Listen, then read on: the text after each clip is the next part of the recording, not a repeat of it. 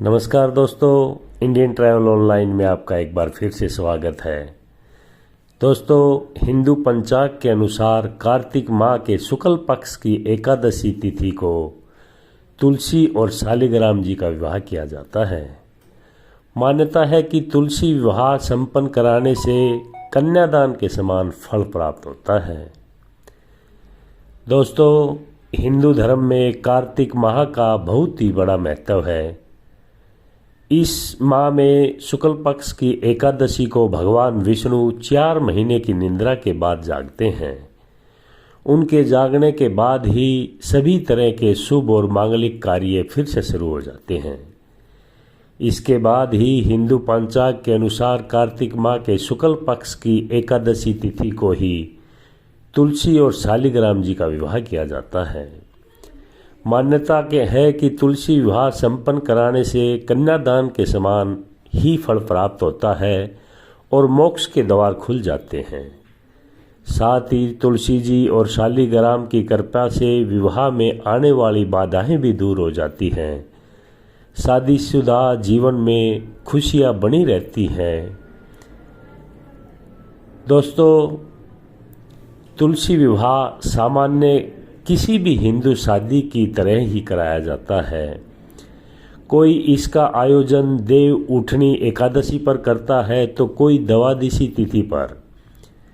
तुलसी विवाह के अंतर्गत तुलसी के पौधे को दुल्हन की तरह सजाया जाता है और उनकी शादी शालिग्राम से कराई जाती है। शालिग्राम जी भगवान विष्णु का ही रूप माने जाते हैं। तुलसी विवाह कराने वाले लोग नए नए वस्त्र पहनकर शाम के समय विधि विधान के साथ तुलसी पूजन करते हैं और महिलाएं विवाह गीत और भजन गाती हैं। तुलसी विवाह में मंगलाष्टक मंत्र का भी जाप किया जाता है। दोस्तों, आप लोगों को बता दें कि तुलसी विवाह कराने के लिए 4 गन्ने की मदद से एक मंडप तैयार किया जाता है, जिसमें 2 चौकी बनाई जाती है। एक वधू रूप में तुलसी का पौधा और दूसरी दूल्हे के रूप में शालिग्राम जी को बैठाया जाता है। फिर विधि पूर्वक पूजा करके तुलसी विवाह संपन्न कराया जाता है। दोस्तों, आप लोगों को बता दें कि तुलसी विवाह पूजा की विधि क्या है, ये ध्यान से सुनिए। तुलसी विवाह कराने से पहले गन्ने का मंडप बनाया जाता है। इस मंडप में तुलसी के पौधे को गमले सहित रखा जाता है। फिर तुलसी जी को चुनरी चढ़ाई जाती है। फिर एक रंगोली बनाई जाएगी जो चौकी पर स्थापित करेंगे। इस पर सफ़ेद तिल का आसन देते हुए भगवान विष्णु या फिर शालिग्राम जी को स्थापित करेंगे। भगवान गणेश को भी चौक पर तिल का आसन देते हुए स्थापित करेंगे। इसके बाद तांबे या पीतल का कलश ले लेंगे। कलश के अंदर गंगा जल, शुद्ध जल, हल्दी, सुपारी, सिक्का, तिल और रोली डाल लेंगे। इसके बाद दुर्वा से सभी प्रतिमाओं, कलश और तुलसी जी पर शुद्ध जल का छिड़काव करेंगे। गणेश जी और भगवान विष्णु को चंदन का तिलक लगाएंगे और तुलसी माता को सिंदूर लगाएंगे।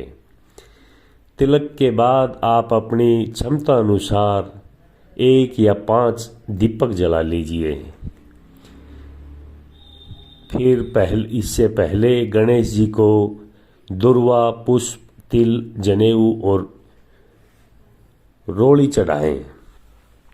इसके बाद भगवान विष्णु को जनेऊ पहनाएं। पीले पुष्प और मौली की चढ़ा दें। तुलसी माता को पुष्प और मौली अर्पित करें। तुलसी जी को इस दिन 16 श्रृंगार की सामग्री भी अर्पित करें। दोस्तों, अब वरमाला के लिए 2 माला ले आएं। पहली माला को भगवान विष्णु से स्पर्श कराएं और उसे तुलसी जी को पहनाएं और फिर तुलसी माता पर माला को स्पर्श कराते हुए उसे भगवान विष्णु को पहना दें। इसके बाद दोनों का गठबंधन किया जाएगा। गठबंधन के लिए आपने जो चुनरी तुलसी माता को चढ़ाई थी उसके साथ एक पीले कपड़े को गांठ में बांध लें। पीला कपड़ा शालिग्राम जी या भगवान विष्णु की मूर्ति के पास रख दें।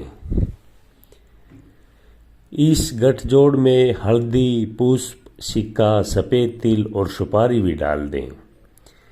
इसके बाद गणेश जी, विष्णु जी, तुलसी माता को धूप दिखाएं और फिर कलश को धूप दिखाएं।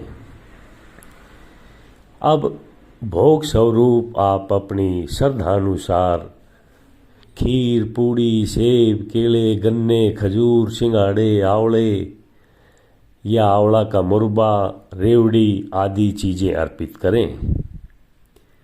भोग के बाद सभी मूर्तियों को जल अर्पित करें।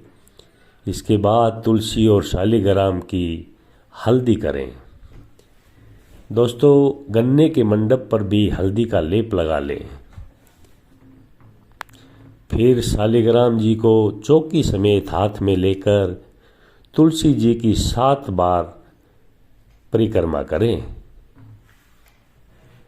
अब आप आरती की थाली सजा लें जिसमें धूप, कपूर, दीपक रखें और बड़ी श्रद्धापूर्वक पहले भगवान गणेश जी, फिर भगवान विष्णु और अंत में माता तुलसी की आरती करें।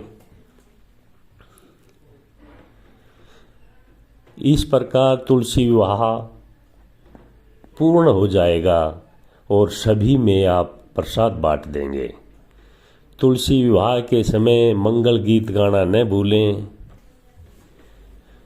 पूजा के अंत में पुष्प और तिल लें और भगवान से पूजा में हुई किसी भी गलती के लिए क्षमा याचना करें।